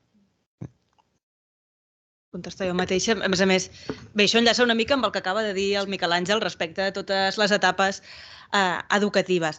La política lingüística, perquè sigui efectiva, sempre ha de ser multinivell, no? De vegades tenim aquesta dicotomia, no? Que o bé tot depèn de les institucions o bé tot depèn dels individus i que només depèn de tu, no? Com a individu. No? I en realitat, o sigui, el que demostren els estudis sociolingüístics és que els canvis més significatius es produeixen en el nivell meso, que són en el nivell mitjà, i per això la universitat és un espai tan interessant per fer política lingüística. Llavors, en relació amb el que deia el Miquel Àngel, clar, és que hi ha una cosa clau, si parlem de tota l'etapa educativa, que és la formació de mestres, la formació de mestres i de professorat.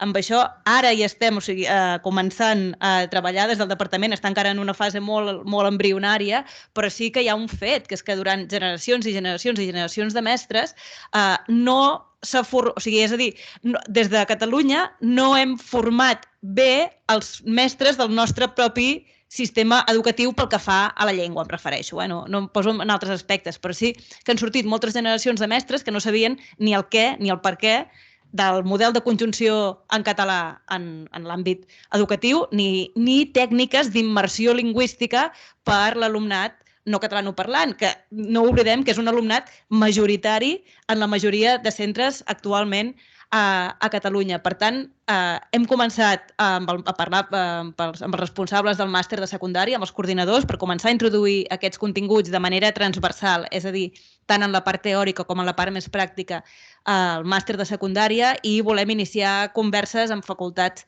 d'educació per mirar com això es pot solucionar, no? Perquè no podem exigir als mestres que apliquin una sèrie de tècniques que ningú els ha ensenyat mai, no? Això per una banda. I després pel que deies, José Antonio, de la pedagogia, clar, jo crec que és molt, jo crec molt en els petits grups i en el tu a tu. És a dir, la meva tesi doctoral, que va sobre no catalanoparlants, el que demostra és que les persones que en un moment determinat no parlaven català, però sí que s'han ocupat que, per exemple, els seus fills el parlin, o sí que potser no parlen català però tenen actituds favorables cap al català, són les que han establert vincles d'una certa profunditat amb catalanoparlants. I per això és tan important formar tant el professorat, per exemple, per qüestions relacionades amb el canvi de llengua, hem d'entendre, o sigui, que el fet de no canviar de llengua, encara que un alumne ho demani, no és un caprici personal, sinó que al darrere hi ha una motivació, que és que aquí hi ha uns drets dels estudiants catalanoparlants que si no es garanteixen en les universitats dels territoris de llengua catalana no es garantiran enlloc, i això ho hem d'explicar tant al professorat com a l'alumnat. I en aquest sentit jo crec que és molt interessant les activitats que es poden fer, per exemple, des dels serveis lingüístics o des del mateix comissionat, això, doncs, tant en professorat com amb alumnes, i en aquest sentit jo crec que també hi tenen molta rellevància les associacions d'estudiants, que són, és el que us deia al principi, les que van demanar aquest 80% de docència en català. Per què? És a dir, jo crec que hauríem de fer molt d'èmfasi en la importància, això, de conscienciar-nos de no canviar de llengua davant d'un interlocutor que no parla català, perquè ja podem fer plans d'increment de la docència en català, ja podem fer normatives, ja podem fer decrets que diguin que el professorat ha de tenir el seu 1, però si després algú que ve i que no parla català veu que el català no li serveix ni per parlar amb els companys, doncs això evidentment desincentiva i desmotiva. Per tant, clar, el que no podem fer a través d'un pla és parlar per vosaltres, no? Pels alumnes o pels professors, doncs al bar o als passadissos o un cop s'ha acabat la classe. Per tant, jo crec que és molt important aquesta activitat de conscienciació i que es pot fer, doncs això, he dit els serveis lingüístics, però segurament hi ha altres òrgans que també es pot fer, i jo crec també molt en la qüestió de la pluja fina, o sigui, de la mateixa manera que fa no tants anys no estàvem gens motivats ni motivades o poc motivats o poc conscienciats amb les qüestions d'igualtat de gènere, per exemple, no? Que es considerava una cosa com que és només de les feministes, no? I ara aquesta mentalitat, no? Que partint de la base de la igualtat es considera, en general, amb algunes excepcions que ja coneixem, no? Però força hegemònica, en el sentit doncs, que si hi ha casos d'assetjament, això s'ha de perseguir i s'ha de penalitzar i ha de tenir conseqüències per l'assetjador, no? Em refereixo doncs, amb qüestions lingüístiques, i jo crec que també hauria d'esdevenir hegemònica, i això només es fa fent pedagogia per diferents vies, des d'articles, en publicacions de la universitat, des de tallers, etc, pel fet, això, de partir de la base que el català està en una situació de subordinació i de minorització i que si volem garantir aquesta igualtat lingüística, això passa per fer polítiques actives favorables al català. Per tant, jo crec que això es pot fer a diversos nivells, però que és molt important, com deia abans també el Rafa, que s'impliqui sobretot el Consell de Govern i les persones que estan en llocs de presa de decisions. No sé si Bueno, voleu... molt ràpid, sí. Jo volia dir que en aquest cas, vaja, penso que no hi ha un problema, no?, amb el compromís de l'equip de govern a la Universitat Rovira i Virgili amb aquests temes. I res, 3 píndoles molt ràpides. Una és que segur que hi ha com moltes més coses a fer i jo confio molt en aquests espais dels cafès per poder, no?, que sorgeixin moltes idees, no?, i accions possibles a implementar. Però bueno, ja s'està treballant, no?, perquè s'ha fet un pla específic per la millora de la capacitació del professorat, que s'està treballant amb la Facultat d'Educació i Psicologia. Després també estem en el procés d'elaboració d'un pla estratègic de docència i una qüestió a la qual se li està donant molta importància i està sortint en diferents grups de treball, per tant segur que formarà part de les coses a fer, és tot el tema de relació a secundària, com podem també aprendre de les metodologies i de com es treballa a secundària determinats temes, i aquest és un d'ells, i aleshores també en això, no?, buscar aquesta complicitat, no?, de com podem aprendre uns dels altres i obrir-nos, no?, que ja fem moltes coses en secundària, però obrir-nos encara més aquí. I després, també, que igual ja molts i moltes coneixeu, doncs aquests vídeos que s'han fet, no?, per l'alumnat i que han participat, no?, un influenciador, perdó, que és que em costa que em surti en català, perdoneu-me ja, però és que em surt influencer tota l'estona, un influenciador i una influenciadora, i aleshores que és un material molt fresquet, que circula ràpidament i que informa dels drets de transparència, seguretat i també fins i tot en un moment donat com expressar, no?, per quin canal vehicular una possible queixa si no s'estan complint, no?, el contracte que hi ha sobre la llengua d'impartició a l'aula.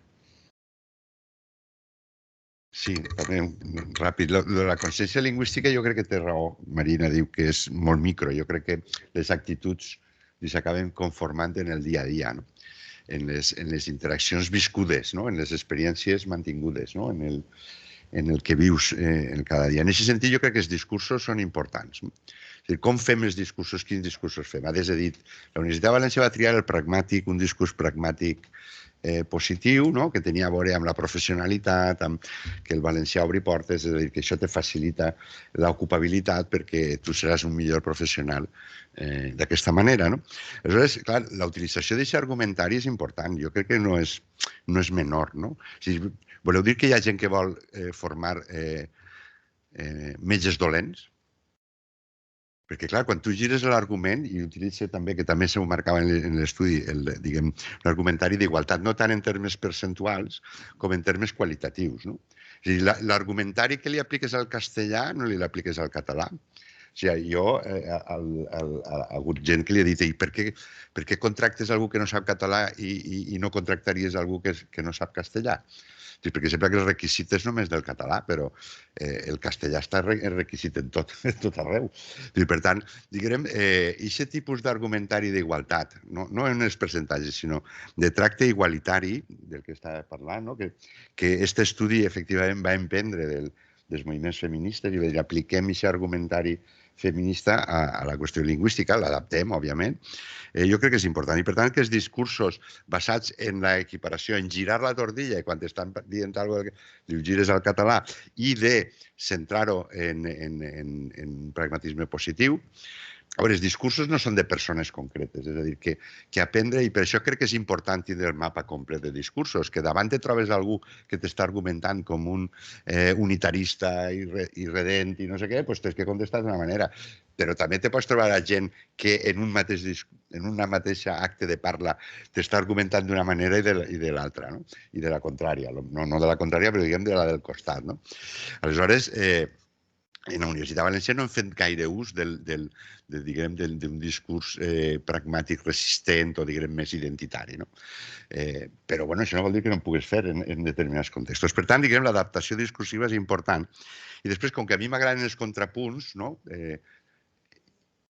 les actituds no se canvien només amb discursos. ni amb, diguem, amb pastilles, que està molt bé, no? Fer vídeos, això s'ha de fer sempre, no? Facilitar. Se canvien amb els fets. És a dir, jo canvio l'actitud parlant. O fent... Depèn dels contextos, claro. Jo com canvio la meva actitud cap a la bicicleta? Fent bicicleta. No parlant de la bicicleta. És a dir, perquè parlar de la bicicleta o parlar del català, doncs bé, però no parles en català, parles del català. I, per tant, del que es tracta és de, amb els fets, canviar les actituds. Clar, si jo vaig a un lloc i necessito el català, la meva actitud ha de canviar. No puc rebel·lar-me, no? Ara, si jo vaig a un lloc i el català és prescindible, bueno, doncs, per què he de canviar-la? Per tant, diguem, parlem de generar la necessitat de la llengua. Per canviar les actituds, la llengua ha de ser necessària, perquè si no, serà tot un discurs. Que està bé, fer discursos està bé, però canviar la realitat és una altra cosa. Jo en això soc un poc materialista, perdoneu-me. Sí, em sembla molt interessant el que s'ha dit, no? Efectivament, tu imagina't, Rafa, en relació a això que comentàvem de les actituds i els comportaments. Diguem-ne, des de l'any 2015 tenim un govern, diguem-ne, on les actituds són, diguem-ne, positives en relació amb la llengua. Però després t'has adonat que els comportaments han fallat. És a dir, estem parlant d'un govern, diguem-ne, amb diverses veus, però quina millor... País Valencià, quina millor política lingüística hauria estat l'element d'exemplaritat que hauria pogut aportar un govern a l'una, utilitzant la llengua en el gros de les exposicions públiques. I exigint el català a l'administració pública. Efectivament, no fer-ho és una contraplanificació lingüística, que vol dir, tal com la vaig definir en el seu moment, vol dir, diguem-ne, desenmascarar actituds i comportaments. Clar, això és molt dur. Bé, a veure, jo crec que és molt interessant. Tot això que s'ha dit ens dona, diguem-ne, peu a poder continuar treballant molt a fons. La consciència lingüística per a mi és clau.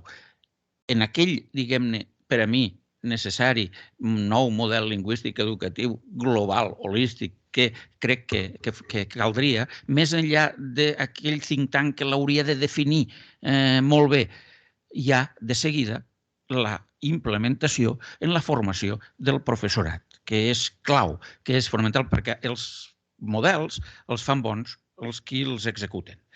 Sobre el paper tot funciona, però després tenim una tropa al darrere que s'ho ha de creure i ho ha d'activar. I això comença amb les escoles d'educació. Amb les escoles d'educació, efectivament, s'ha fet una acció aquí a la URB, però també ens n'hem adonat que, tot i la bona voluntat i, per tant, d'acollida de les reflexions que s'han fet, hi ha tota una sèrie de constriccions d'índole superior que demanen, superior en el sentit de la mateixa gestió dels plans d'estudis, que en la modificació de plans d'estudis hi hauria una clau important d'incorporació del català. Bé, per tant, acabo dient que en aquest model lingüístic educatiu hi ha un apartat que efectivament ha de ser proveir de competències a la gent, però ha d'haver un apartat que aquesta gent que hi passa l'ha de, diguem-ne, incorporar a tota una sèrie de valors, el valor de la diversitat, el valor del multilingüisme, però no un multilingüisme que només el valorem en la mesura que incorporem grans... Ai, perdoneu, anava fent aquí. Incorporem grans llengües, internacionals. És un multilingüisme que també l'hem de valorar en la mesura que està al servei de la revitalització d'una quantitat de llengües al món minoritzades que requereixen molta atenció i, per tant, són patrimonials i d'una gran riquesa. L'apartat actitudinal per a mi és clau, és molt important i és formatiu d'una banda i de l'altra és vivencial, com dèieu. És molt vivencial.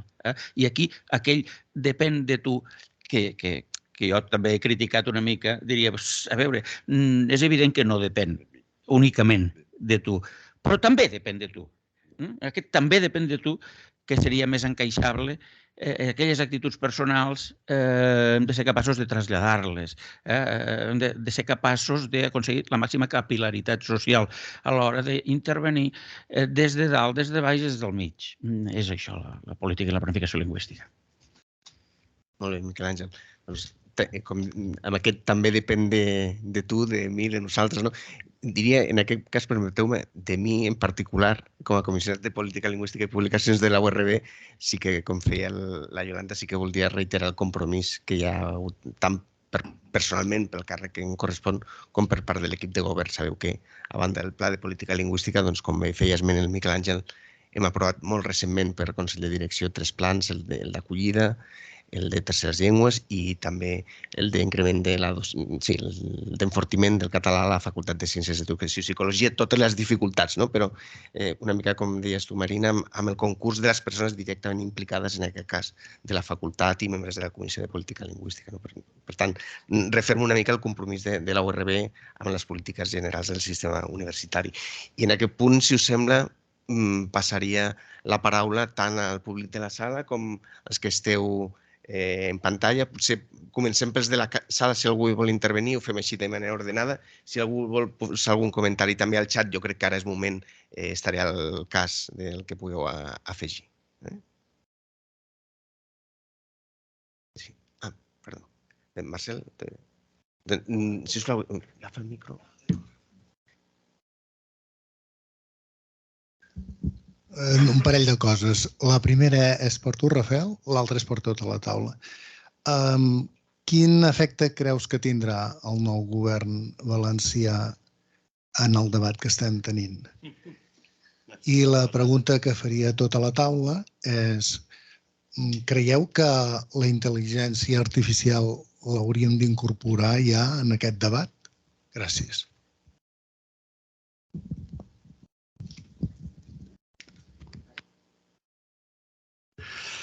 Bé, quin efecte tindrà?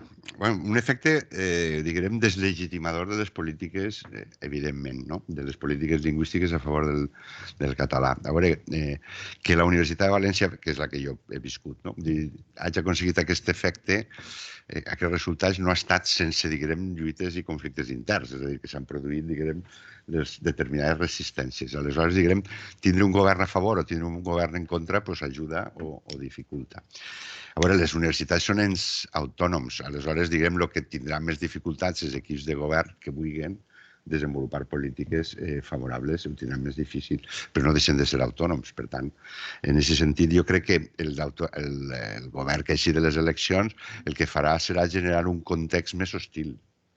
Un context més hostil, és a dir, no farà polítiques a favor, no sé, jo te trobes al degà de Medicina o al de Dret i diuen, és que per què volen estudiar els de dret en català o els metges si després quan arriben al Servei Públic de Salut valencià no s'exigeix que sàpiguen valencià o van als jutjats i tenen que intervindre en castellà? Bueno, doncs haguem vingut bé polítiques a favor de la professionalització en català, no? Per a dintre de la universitat poder, diguem, utilitzar aquest argument. Bueno, ara tot això, òbviament, s'ha acabat i serà al contrari. És a dir, que espere pals a les rodes, quan puguen, si poden des de dintre, amb alguns dels seus components dintre de la pròpia universitat, els claustres i de més, i espere, diguem, un context social més hostil. I aleshores, diguem, no sé si adaptacions dels equips rectorals a les noves polítiques del govern. No sé si m'explica també, és a dir, que al final són finançades pel govern, no? Encara que siguin autònomes. No sé si té respost, però més o menys és per això. A veure, comentàvem abans d'entrar que jo penso que la situació no està com fa 20 anys, quan el govern era el que va ser ara agreujat, no? Que hi ha hagut avanços en la representació política, ha hagut avanços en la societat civil. Per tant, diguem, seran temps difícils, però no crec que tant com...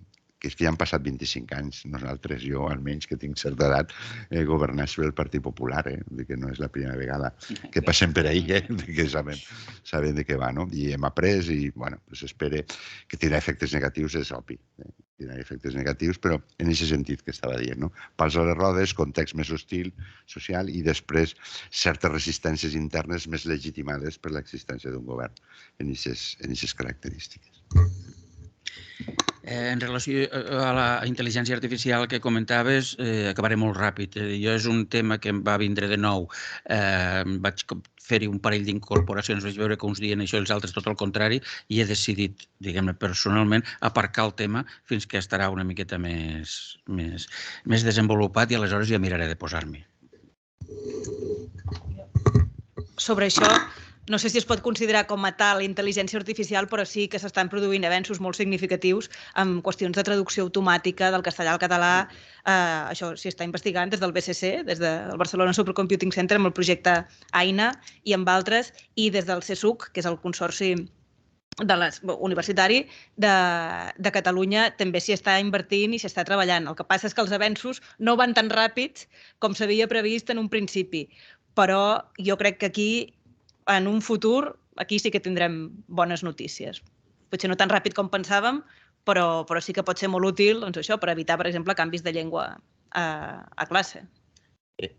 Potser aquí em permeto afegir una qüestió, Marina. Justament amb aquest sistema de traducció automàtica, també el recel, el contraargument que surt sovint és si facilites l'accés al català mitjançant la traducció automàtica, és quina manera tens de posar en contacte aquell alumnat nouvingut o persona nouvinguda justament amb el català. És el debat que també hi ha, al fons, facilita d'una banda, però d'una altra pot ser posar pals a les rodes. Sí, jo aquest debat el vaig seguir en el seu moment quan hi va haver una mica de rebombori a Twitter. Jo en aquell moment no em dedicava a la política lingüística universitària ni pensava dedicar-m'hi, però mira, doncs el vaig seguir i és més útil. Jo crec que hi ha una resposta molt clara. És que aquests traductors et poden servir per assistir-te puntualment a classe si acabes d'arribar i t'interessa realment comprendre molt bé el que diu el professor. Però tu, quan te'n vas al bar o quan parles de tu a tu amb el professor, segurament no voldràs haver d'anar assistit amb una maquineta que t'ho vagi traduint tot, perquè la comunicació serà molt més dificultosa. Per tant, tornem al que deia abans de la importància dels vincles. O sigui, que si estableixes vincles afectius d'una certa profunditat amb catalanoparlants, difícilment serà a través d'una maquineta. Però perquè això sigui possible, cal que ens mantinguem en català amb persones que l'estan aprenent, o sigui, donar totes les facilitats per aprendre'l i entendre aquestes eines com una crossa, com un bastó que t'ajuden a començar a caminar, però hi haurà un moment en què hi hauràs de caminar sol. Més qüestions? Sí, endavant. Això molt ràpida. Després de la frivolitat de la meva resposta, només volia destacar una cosa, i és que el català està situat, està ben situat, i això no ho pot dir cap altra llengua minoritzada, no algunes llengües. No ho pot dir cap altra llengua minoritzada. Això ens dona una singularitat especial. Està molt ben situat per poder aprofitar els recursos tecnològics que cada vegada estan més a l'abast. Per tant, això sempre és una qüestió a destacar, perquè d'aquest món ens sortirem beneficiats si som capaços d'invertir-hi allò necessari i fer-ho bé, no? Però som aquí i, per tant, aquest món ens pot afavorir, efectivament. I res, molt ràpid, jo no tinc resposta perquè seria quasi com inconscient dir que tenim resposta ara mateix de les implicacions de la intel·ligència artificial, però crec que la Marina ha posat un exemple molt bo de com al final no hi ha cap... Vull dir, el que hem de fer és donar sentit a les eines, no? I aleshores buscar una miqueta en quins espais volem que aquesta eina intervingui i no que l'eina se'ns porti per davant, que això també pot acabar passant, i que les eines, com tot, vull dir, són polítiques, no hi ha cap eina que és neutra, no? Amb la qual cosa també aquí hem de pensar molt bé com es fa aquesta integració. Bé, bon dia. Jo soc el Marc de Plataforma per la Llengua i he escoltat amb molta atenció tot el que heu dit. M'ha semblat molt interessant tot el que heu dit. En general, el to m'ha agradat molt, han sortit idees molt interessants, sobretot destaco el tema de la internacionalització i del focus en el mercat iberoamericà. Vull recordar que ho tenim per llei ara mateix, és a dir, la LOSU. Hi ha un article que es dedica a la internacionalització, de fet és un dels punts, diguem-ne, forts d'aquesta nova llei, segons el ministre, que posava èmfasi en l'espai europeu i en l'iberoamericà. Jo recordo que amb aquest bon home d'aquí, amb l'Ignasi, vam estar treballant una esmena per incorporar diguem-ne, la franja aquesta com en dèiem, de l'euroregió, perquè també hem de pensar en visió de països catalans, no? I per això volíem intentar també fomentar això, perquè si no, la tendència tira cap allà i a Espanya, a l'estat espanyol, li interessa, perquè és l'antiga colònia i com a la Commonwealth a la corona britànica, no? És que és normal. Llavors, hem de lluitar contra això. I després també el que em sembla molt interessant és la idea del Miquel Àngel hem de reconèixer que hem viscut en una ficció. Absolutament. És a dir, la immersió lingüística fa 20 anys que no s'aplica perquè, com deia la Marina, ningú sap què és tampoc. Jo faig classe a la Facultat d'Educació i els meus alumnes a l'Autònoma i els meus alumnes ningú els explica què és. Jo faig el que puc i els intento menjar el cap, però poca cosa més es fa. Aleshores, també tens un ministeri, recordo, de Podem, que ens volia eliminar la llengua. No sé si veu seguir aquella polèmica de les ordres aquelles, que van reduir a 6 crèdits la llengua cooficial, que és un desastre. Per tant, ara preguntaven què passarà a València. Jo, francament, crec que hem de ser una mica intel·ligents i veure que, com deia Aracil, que se l'ha anomenat, i m'encanta aquest home, i Niñoles i companyia, vivim en un conflicte lingüístic. És a dir, la normalització lingüística, que parteix de baix, justament, això també és molt interessant, parteix d'un conflicte lingüístic. Estem en conflicte lingüístic. Tinguis a qui tinguis a davant. Tens o una persona disfressada amb pell d'ovella, com pot ser Podem i PSOE, o Sumar, o com es vulguin dir ara, i tens un Vox que va directament amb el punyal.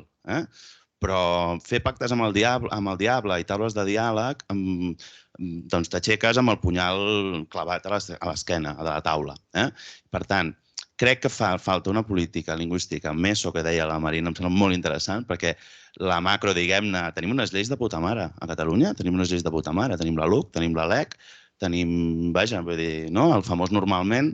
Què vol dir el normalment? Decretem-ho, fem ordres, fem resolucions, fem funcionar la inspecció, etcètera. És a dir, s'ha de fer tota aquesta feina més discreta, sense fer gaire soroll. No cal fer soroll, és a dir, però hem de saber molt bé cap on anem. No tenim pla estratègic. És a dir, els últims anys sempre hem anat reaccionant, sempre a la defensiva.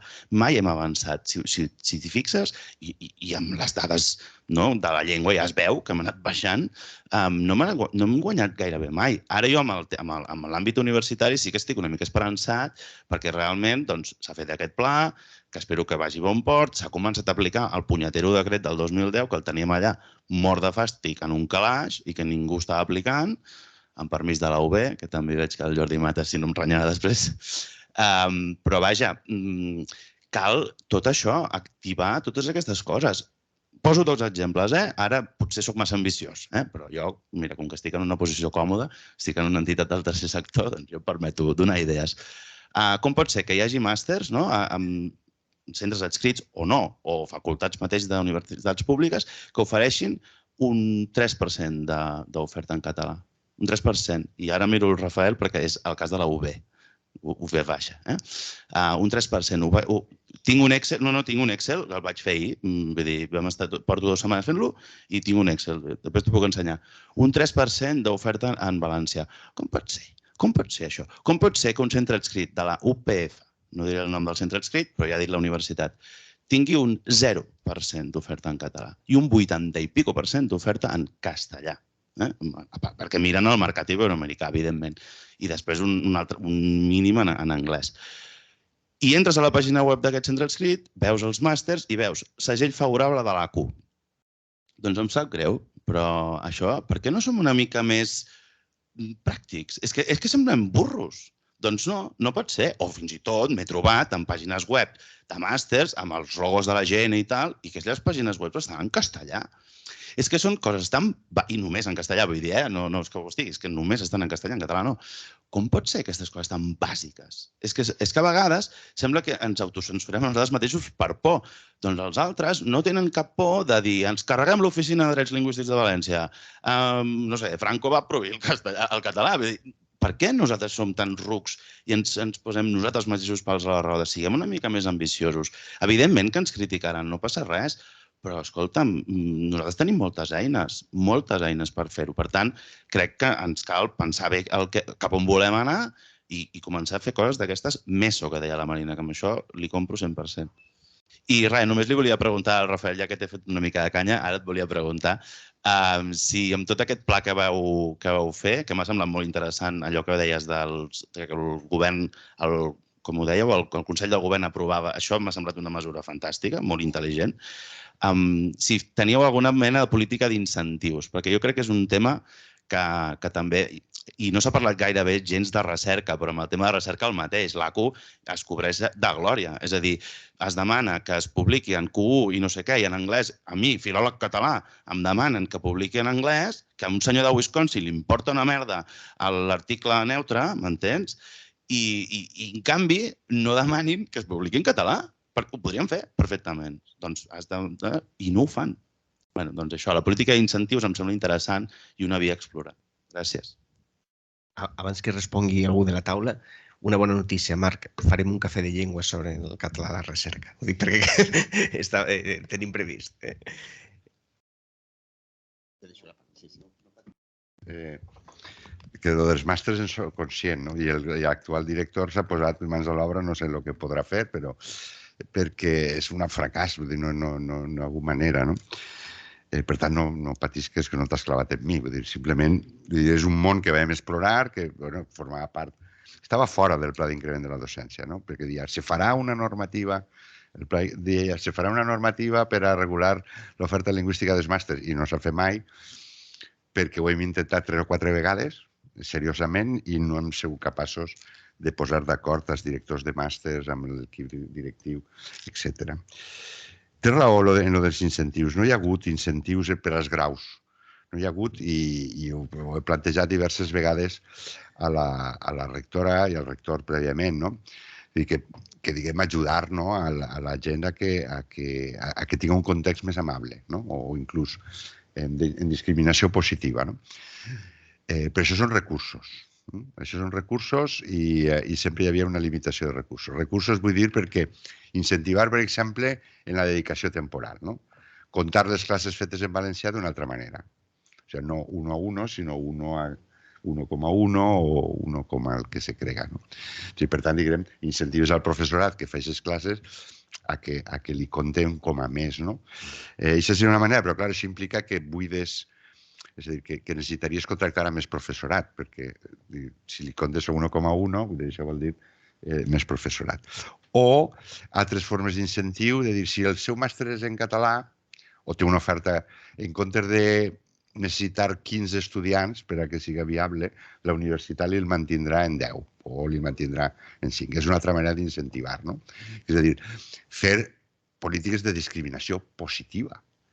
De discriminació positiva, clar que de discriminació, però pel que s'estava comentant aquí, perquè la situació no és igualitària en la situació de partida. I, per tant, diguem, la teva manera de demostrar que realment vols que el català jugui un paper central en la vida, així dit en general, és que el discrimines a favor, perquè si no, no hi ha manera. I, clar, això tindrà oposició política. Però com l'ha tingut la del feminisme, la discriminació és positiva.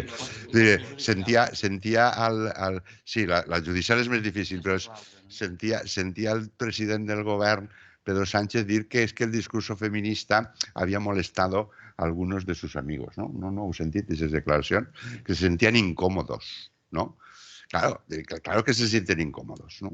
És obvi, doncs el mateix passarà en els castellanoparlants d'origen que s'oposen que si tu fas polítiques discriminatòries a favor a través d'incentius, de dir, este professor, doncs potser ha fet el 100%, el 75% de les classes en català, doncs té un premi si demana any sabàtic o té un premi a l'hora d'aconseguir qualsevol avantatge que dona la universitat. I dius, doncs això se pot pactar. Clar que és que no ho faran mai, diran, oi, i per què? Perquè aquí passa que tots volen tot, no? Dius, però és que no tots som iguals. No sé si t'he contestat, però això és la idea. No, jo deia sobretot el tema, i acabo, és molt ràpid, el tema judicial, perquè a mi em dóna la sensació, i ho hem vist al País Valencià en definitiva, que qualsevol avenç cap a la llengua s'ha judicialitzat automàticament. I per què s'ha judicialitzat? Perquè l'entorn judicial és una justícia de part, i això ho hem de tindre molt clar, i que parteix, diguem-ne, d'uns axiomes tan tronats com el castellà està en perill d'extinció a les comunitats autònomes on hi ha hagut pèrfides polítiques lingüístiques d'assetjament. El coneixement del castellà perilla, el coneixement. Sí, per tant, tornem a entrar, diguem-ho així, a aquelles dinàmiques de poder que no les podem obviar mai. Jo sempre he dit que el català, la situació del català, és una situació que forma part del marc, diguem-ho així, de la reivindicació de les subjectivitats, diguem-ne, de tota aquesta nova sensibilitat per tota una sèrie de causes que han requerit i requereixen una atenció social important i per tant, un compromís. No em deixa de sorprendre'm que en determinats àmbits d'aquestes subjectivitats hi ha tan poca sensibilitat cap a la nostra subjectivitat, de vegades. Sí, disculpa que se m'havia oblidat, perquè a vegades, diguem, els incentius en la Universitat de València han sigut de caire, diguem, d'intercanvi, no sé, per exemple, el Servei de Política Lingüística traduïa o corregia gratuïtament els materials, no? Això és un avantatge o un incentiu. O convocava premis o convoca premis de material docent per la qualitat. És a dir, ja no te'l corregís, sinó que el teu ja és ben bo, no? I aleshores te donava premis. Però, clar, són ajuts econòmics amb límits de 1.500, 3.000 euros a l'any que jo crec que no acaben de moure, diguem, la voluntat com un incentiu que podria ser. Mira, jo dono 6 crèdits en català i en realitat compten com a 6,6, no? Que són hores de feina, se m'ocorre. O jo faig tantes hores de català i això significa que tinc tants punts per a demanar un any sabàtic o tants punts per a demanar ajudes per anar-me'n de viatge fora o el que siga, no? Però sí que hi ha hagut incentius, però jo crec que de baix impacte, com esto. Seré molt breu perquè ja és hora d'anar a dinar i només hem parlat homes i no és el seu, però sí que volia parlar del tema estudiants perquè em toca de prop, perquè s'ha comentat el paper important dels estudiants en el compromís contra la crisi educativa que es va fer ocupant UB Central, etc., que va ser també reacció a la falta d'oportunitats per negociar certes condicions per part d'universitats i per part també de departament. I la meva pregunta era què s'està fent al respecte per canviar aquesta situació i quin paper tenen els estudiants tant al compromís, tant al PEC com a les diferents iniciatives que es facin des de les universitats i com reforçar aquesta idea que els estudiants, encara que estiguem infrarrepresentats a nivell institucional, que som la majoria del sistema universitari en quant a números, i crec que som no els clients, com comentava, que també m'ha semblat molt interessant, sinó també exercors d'un dret que és també estudiar en català i estudiar en preus assequibles, etc. Els estudiants, de moment, tenen, de moment ho dic perquè hem d'ampliar, tenen representació tant, bàsicament, a la comissió de seguiment del Pla d'Enfortiment del Català, per tant, se'ls informa de com evoluciona, i també tenen representació al grup de treball de docència, professorat i acollida, del qual també forma part aquí el Jordi de Bofarull, del Servei Lingüístic de la URB, precisament d'aquí surten els PIDOCs. El que passa és que hi ha una cosa, nosaltres des del departament podem incentivar i ens podem reunir amb associacions d'estudiants, però l'última paraula la tenen aquestes mateixes associacions d'estudiants. I jo amb això, i lligant amb el que deia ara el Rafa, crec que hi tenen un paper, i el Miquel Àngel Pradilla, de fet, hi tenen un paper molt important els estudiants a l'hora del que dèiem ara, d'incorporar la llengua catalana dintre de tot aquest conjunt de reivindicacions, el que de vegades s'anomena interseccionalitat.